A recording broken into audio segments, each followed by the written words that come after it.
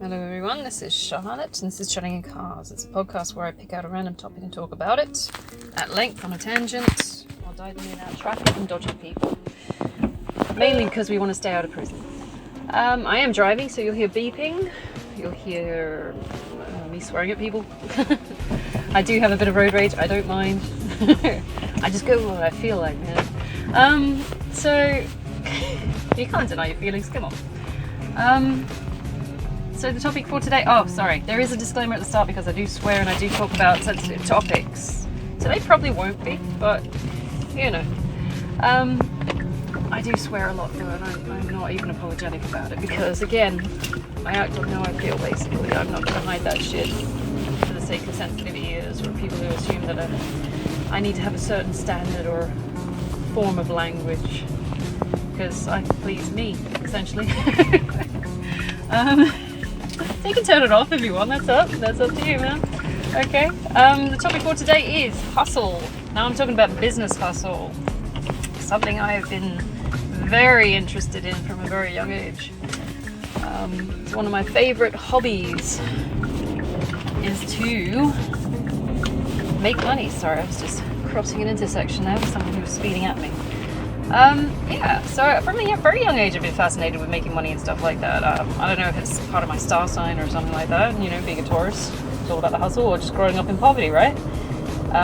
This unobtainable object, it puts you on a hunt, you can't try and find it or make it or create it, you know?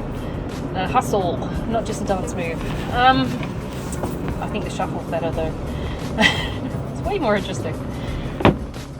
Different ways of doing things. I mean, obviously, the ideal thing is to get a job. Some people consider their job to be a hustle. I think it's more of a hassle, really. It's like Freudian slip there. It's something that I do as a day-to-day bulk earner. I don't really consider it anything I'm particularly career motivated to do. I'm a teacher at the moment. But I've done all kinds of different jobs and things like that. I consider a hustle as passion-driven rather than a job which is, you know, money-driven. Sorry, I'm sipping, what is it? Passion fruit fizzy at the moment. Hustle is something that I'm more emotionally involved in, I think. Besides the fact that my job is teaching, I am emotionally involved in like the kids' lives and things like that, welfare and stuff like that. When I teach, it's not only the content of, you know, read and write and stuff like that, it's also pastoral care.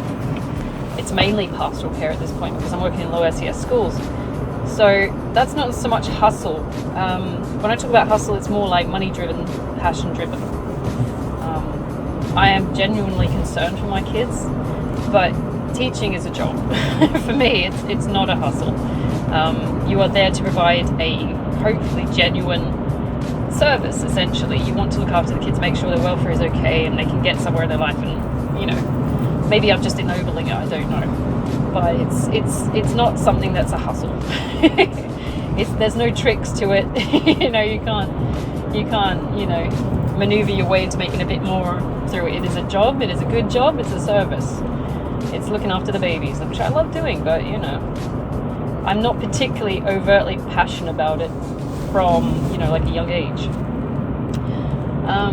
In general, my hustle is business. Some people say, oh, my hustle is, you know, I don't know, having a store, or, you know, where I grew up, there was a lot of hustle about, you know, selling drugs. So I've never got into that side of things, but I think if I tried, I might be lucrative at it, you know. There's a lot of drug stuff there. I mean, there's always been, like, people around me that have been sitting on welfare and then they'll have, like, a side hustle where it's selling weed or something. Or bootlegging shit they've stolen from, like, the shops. So I am familiar with hustle being important as part of the background in which I was raised in. My parents were not particularly, they didn't lean towards that side of stuff, but there was always an element of the fiddle going on there, given my background, my heritage.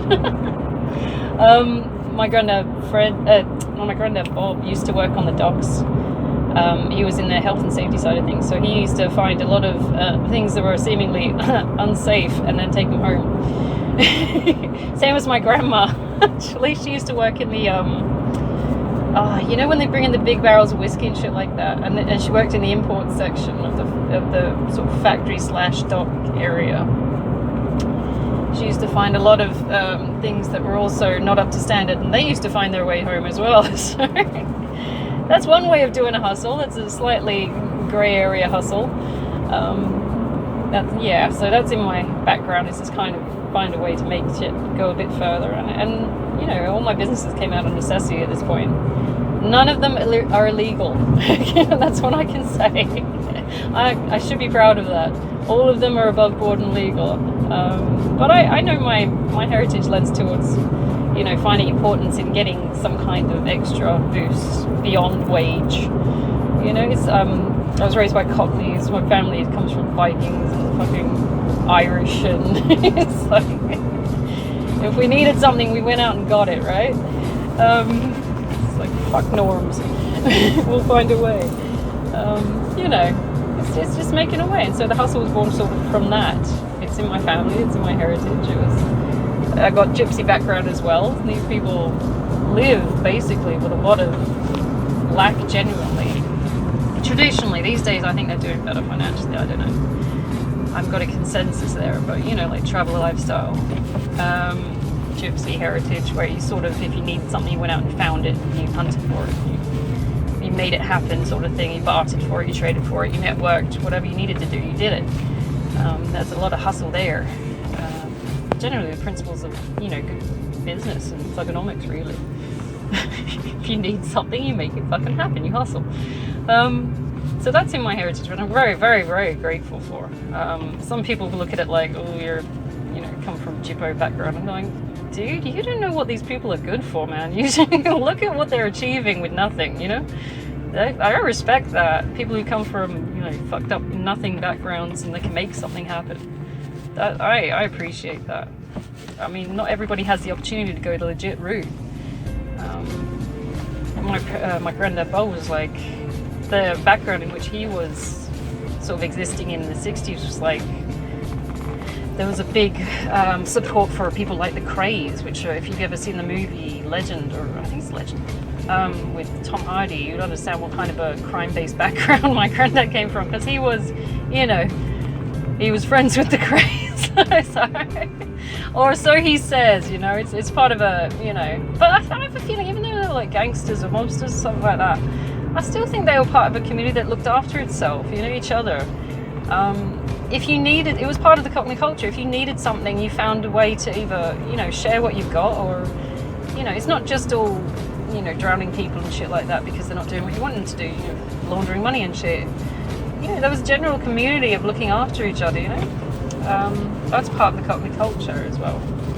Everybody seems to fucking know everyone. I was like, oh yeah, Eileen's son, Mick. It's like, So that was kind of, that networking side of things was sort of encouraged from my granddad Bob, who was, I admit, even though, you know, a sick son of a bitch, he was actually quite good with money, funny enough, and I paid attention, so some things work out for the best. I mean, you got to put up with the horrible shit to understand the good shit. Would I copy exactly what he was doing? Probably not. There's a lot. He was a bit of a creep and an arsehole, but you know, we make do with what we got. I learned a lot of good things about the importance of money and things like that. So when he used to go around doing his businesses, I used to watch and stuff like that, and sometimes he took me with him. It was interesting because you develop a sense of the value of money. It's not just for greed, materialism, it's also a tool for creating change. And that sort of, you know, pushes your ethos towards building businesses which will work. Do you want to work? Do you want to live in poverty, sort of thing? Or do you want to, you know, put the effort into work hard and get the job done? Now, my work ethic leans towards the Protestant work ethic, because even though my grandma's side of the family was heavily Catholic, the people who and they had money as well, which I found interesting. I don't know where that came from. That was the gypsy side of things. It's like they were Roman Catholic gypsies, but they all had like fucking Rolls Royces and shit like that. So I'm going, how the fuck? I don't know. But she lost it all when she married my granddad Fred anyway, because, you know, he's Protestant. Our Protestant work ethic comes from, you know, work hard, save up, deny excesses, live in a modest, humble way, and then put those towards something else which could, you know, create a positive future sort of thing. That's the Protestant work, or a version of the Protestant work ethic.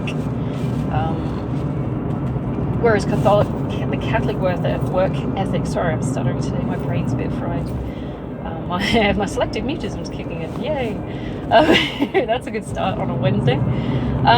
That is more like a mindset that you have to work as punishment from God. Is, Adam's sin, and so we have to work and we have to keep going and toil. Whereas the Protestants are like, well, I'm saving up for something. It's I'm working towards heaven status, and if I do the right thing on this planet, I get towards heaven status. So I'm going to work really hard and deny myself earthly sins and things like that.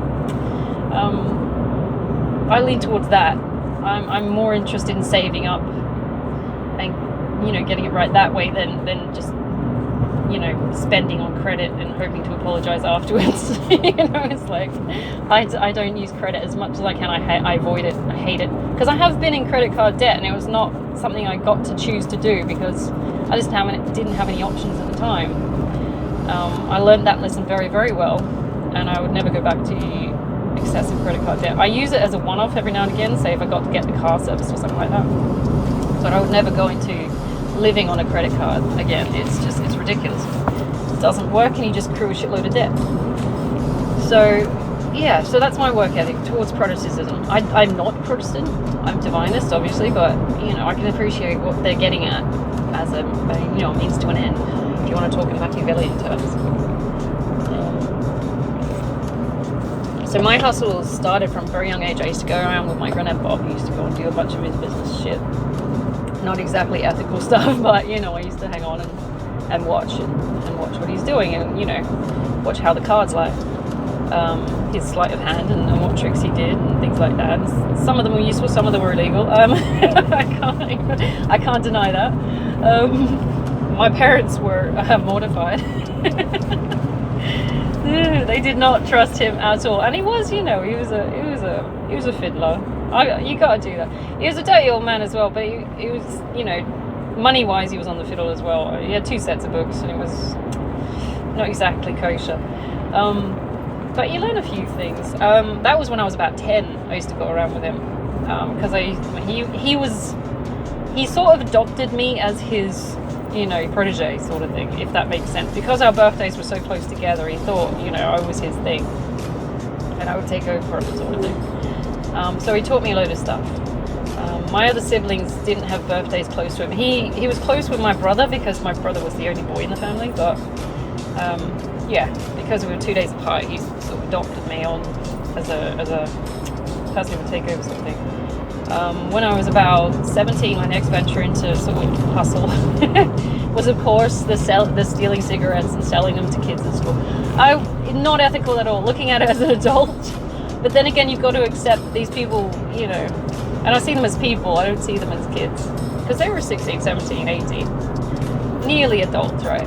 These people were making their own life decisions, and if they want to make mistakes, it's up to them. My idea of smoking is a mistake, obviously, because we know it's lethal and it's poisonous and we shouldn't be doing it.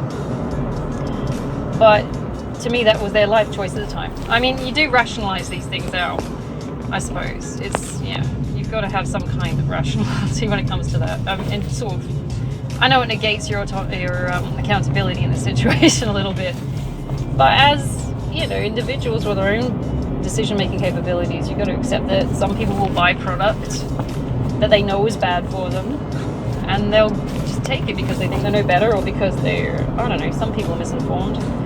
But we, as kids, were pretty clued on that cigarettes are bad for us. So if they decided to do that, I'm sorry, but that's on them.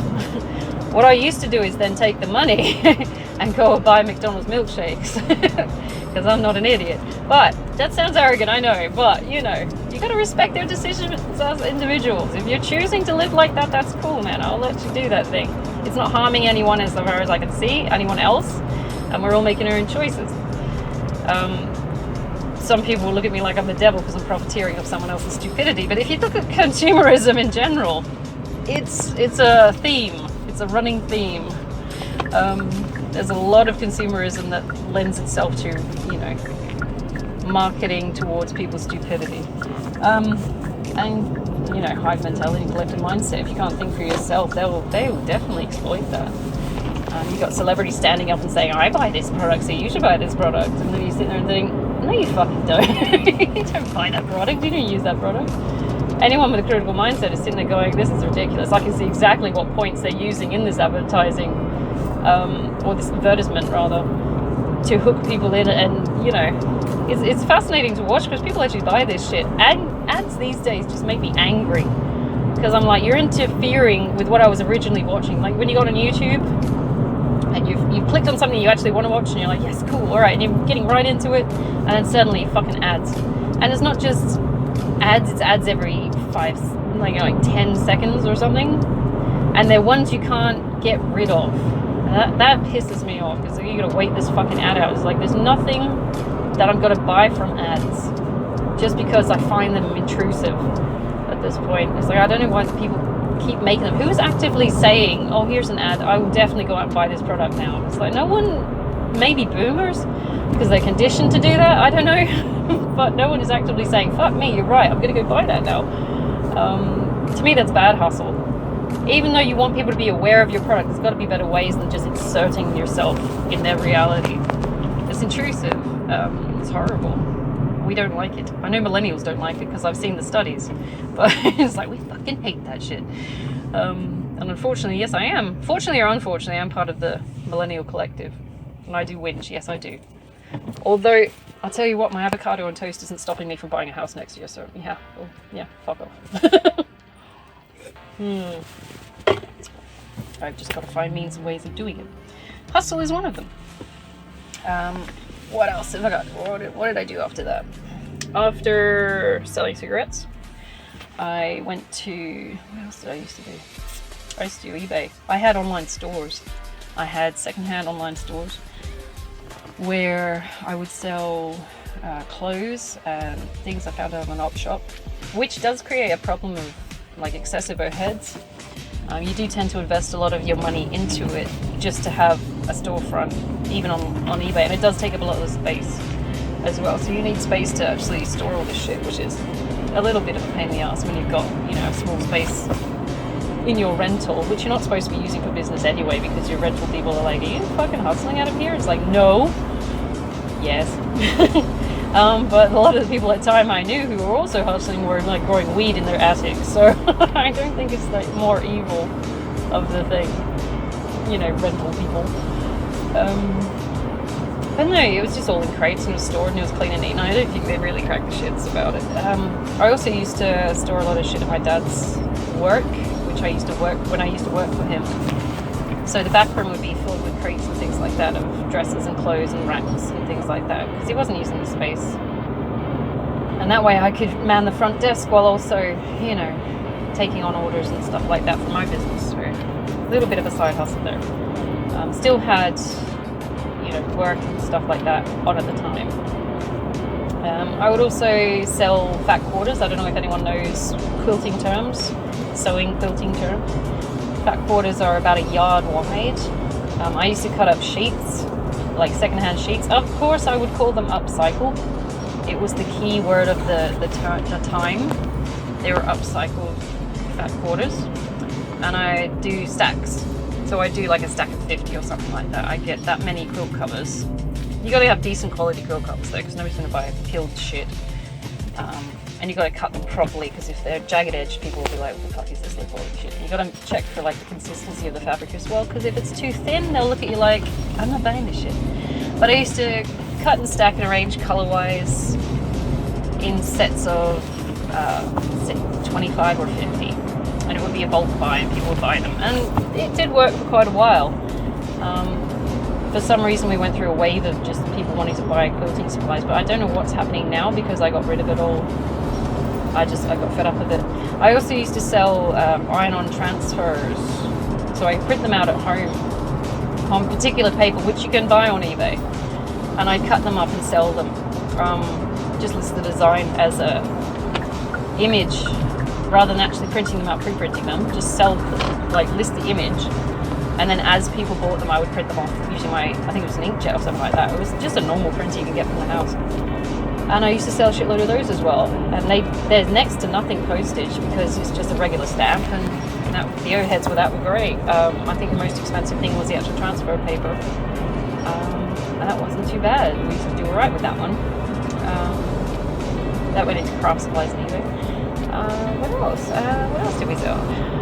Or I sell, rather. I say we. It's the royal we. I used to op shop trinkets. Anything like collectibles and things like that. DVDs. Any games or anything I found. Like PlayStation games and stuff like that. I used to hawk. If anybody donated any shit that they want to get rid of, like clothes and stuff from family members and stuff like that. If anyone's like, do you want this, and I'm sending up the op shop, I'll be like the first one in trying to see what's available for selling on my eBay stores. eBay is okay, although you're going to take a chunk of your profits out just with listing fees and stuff like that. I had 5 stores at one point because I wanted to, individualize each of my products. I wouldn't have like a goth store and a dress store and a boho store. Idiot. Sorry, I was just watching someone slam on their brakes for no reason.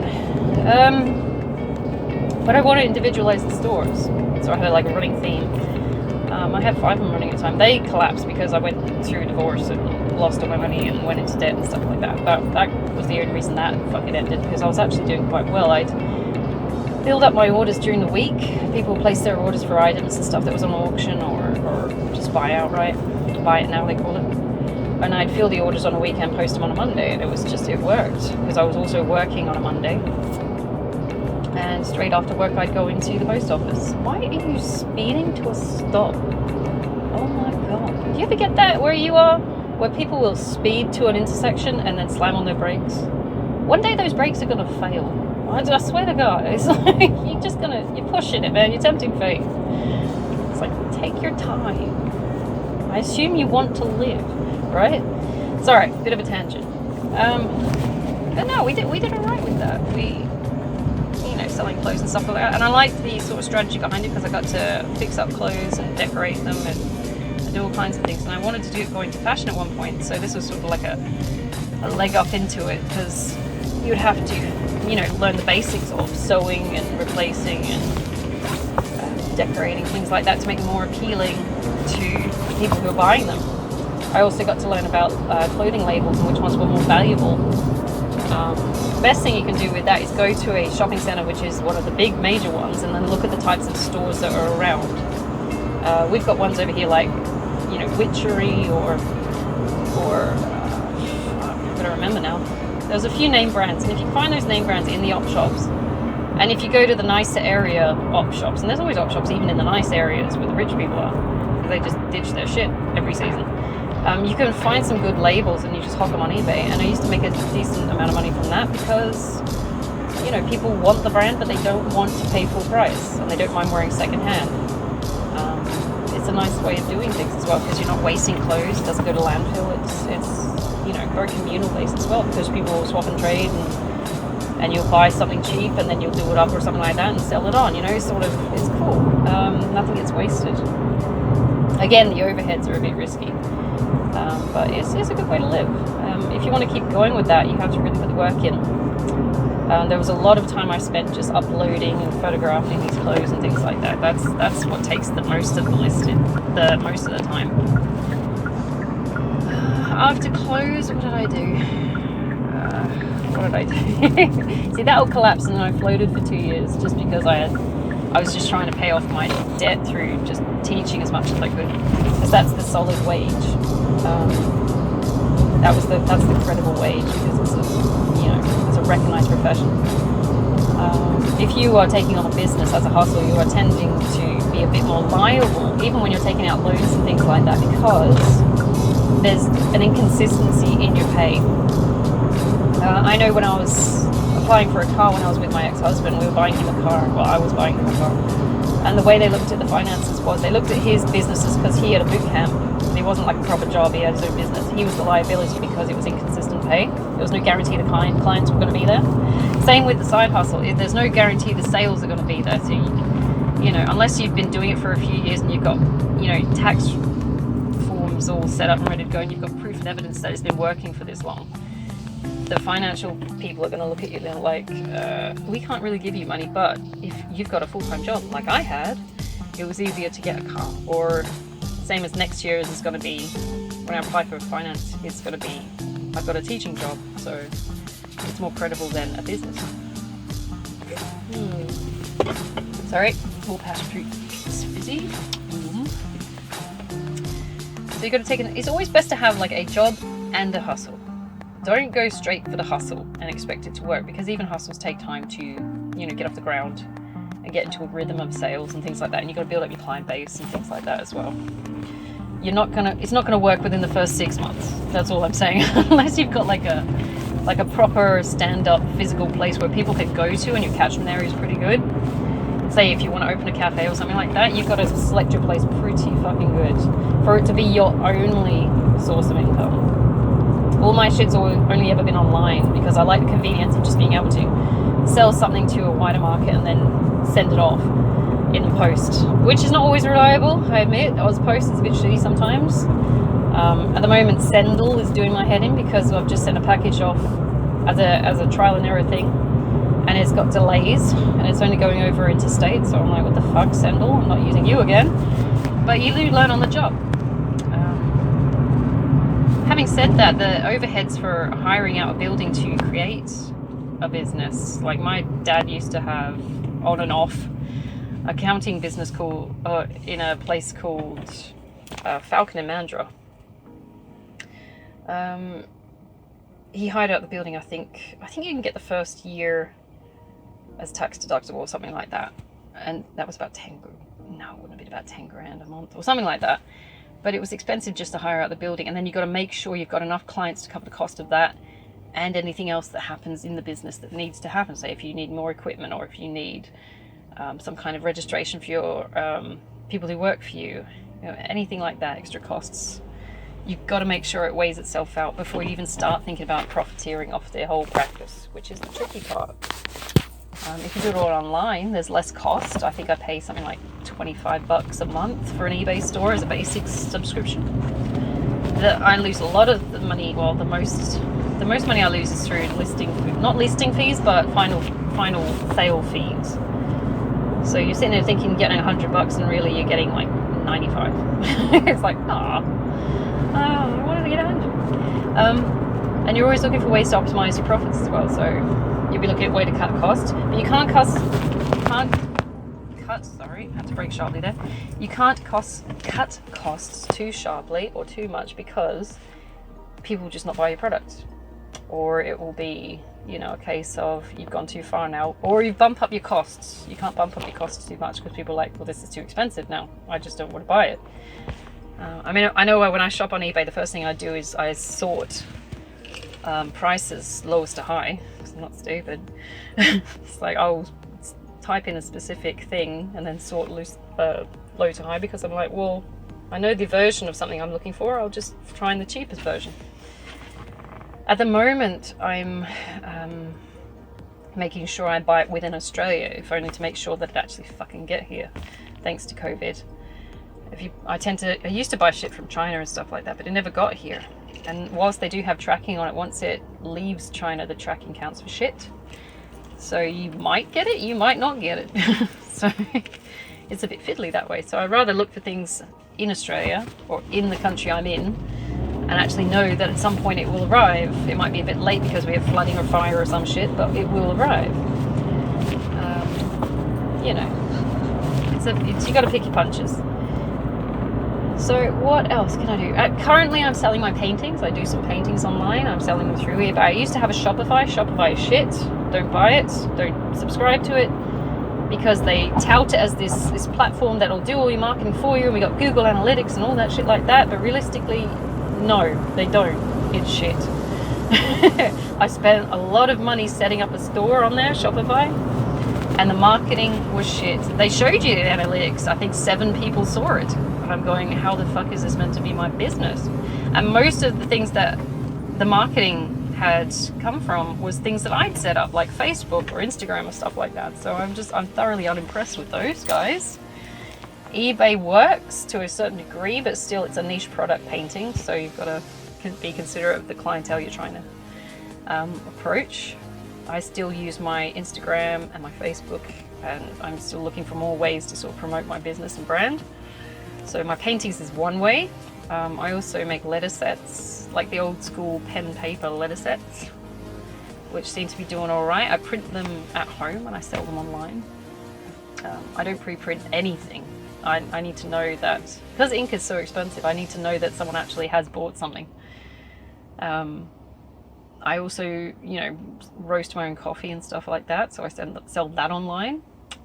I desserts and things like that as well, Rocky Road and stuff like that. I make that over a weekend and sell that online. What else? Oh god, still got a few op shop clothes that I sell on there, like brand labels and things like that I'll find, because I love op shopping. It's something I grew up with. Out of necessity, I now use it as a side hustle, so it was interesting to me.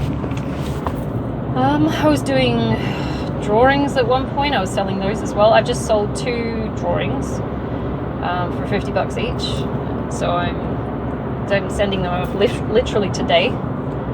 So I was pretty happy with that, because I haven't sold any of my pictures in a while. So I was like, what's going on with that? So someone actually bought some, maybe for Christmas or something like that. So I'm like, sweet. I'll send them off today, make sure they get there in time, hopefully. It's the 7th, so I'm hoping it gets there in time. But our postal system's, again, a bit shit. What else do I sell? Just all kinds of... You can't invest in one thing. Oh, I do teaching supplies as well. I make worksheets, because I've got experience with making teaching supplies. Worksheets, work packages, stuff you can put on a whiteboard and on your Promethean board or stuff like that. I create them and I sell them on Teachers Pay Teachers. It's okay at the moment. I'm making about $50 a month USD.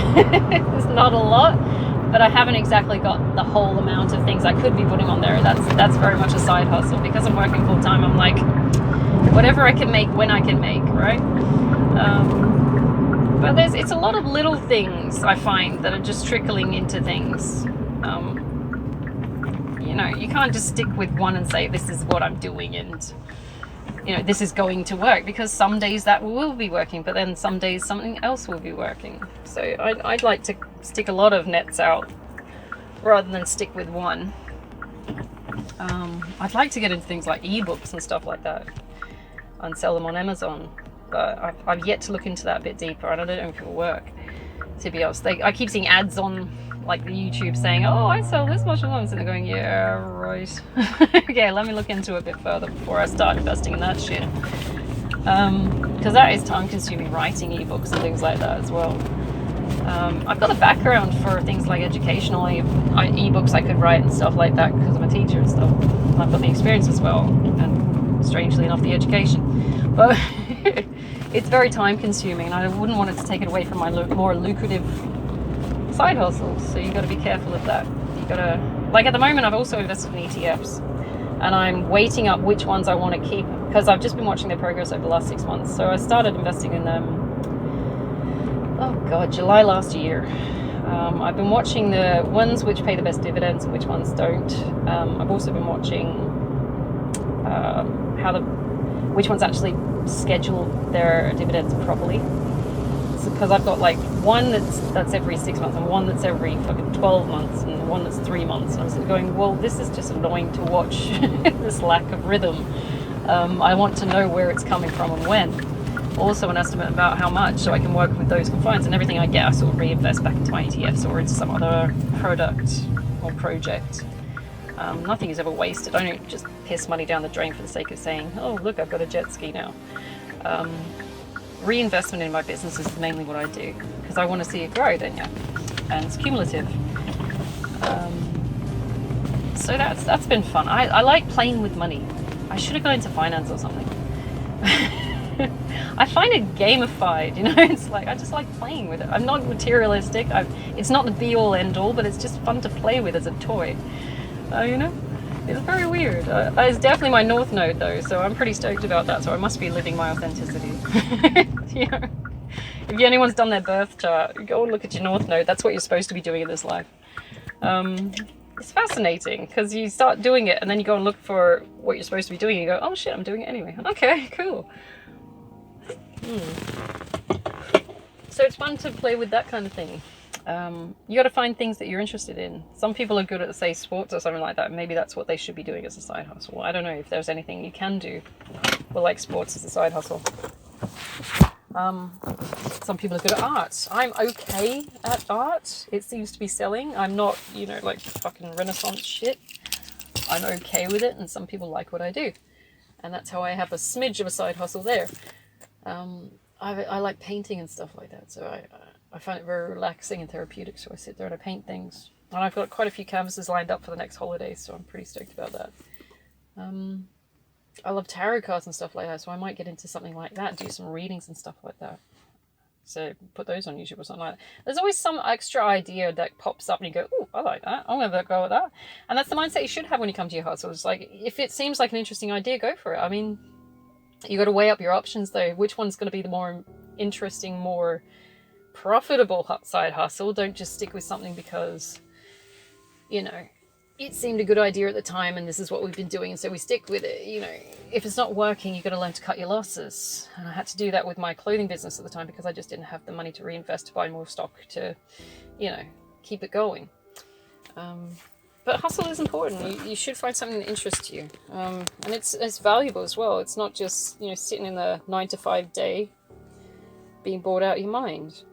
So it does add an element of fun to your week when you've made a sale, or you've sold something that has been sitting there for a while, or, you know, you see your ETFs go up a smidge so you can sell them off and make a little bit of profit. And it's all different ways of doing things. Have a look at things that you might be interested in and you know, create nets, create baskets to stick your eggs in. I'm going to have to leave it there because I have to go to my day job right now.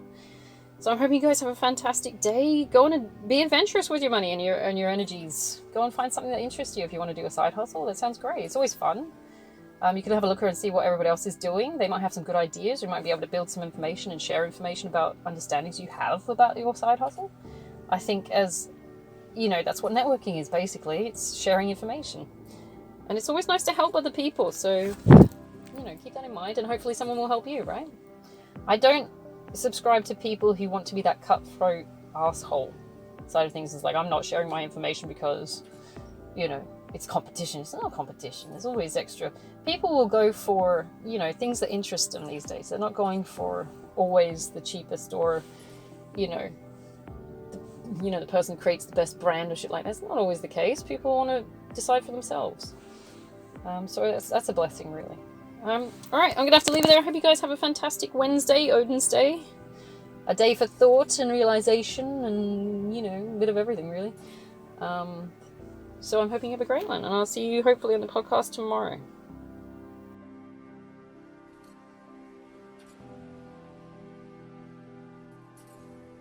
So space, night, death, darkness, not being there is an essential component of being there.